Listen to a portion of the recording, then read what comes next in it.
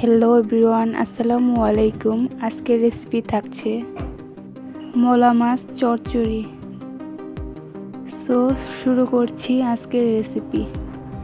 প্রথমে একটা কড়াইতে নিয়ে নেব মলা মাছ, নিয়ে নেব 1 কাপ পেঁয়াজ কুচি, টমেটো কুচি, কাঁচামরিচ, নিয়ে দেব রসুন কুচি, তারপর দিয়ে দেব হলুদ গুঁড়া, মরিচের গুঁড়া, ধনিয়ার গুঁড়া, জিরার গুঁড়া, স্বাদ মতো লবণ, দিয়ে দিব পরিমাণ মতো তেল আর 1 চামচ রসুন বাটা।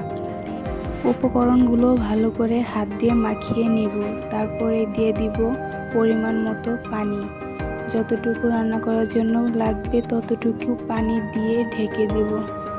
ঢেকে কিছুক্ষণ রান্না করার পর দিয়ে দিব ভালো করে নাড়াচাড়া করে একটু ঝোল শুকিয়ে আসলেই দিয়ে দিব 2টা লেবুর পাতা, ধনিয়া পাতা।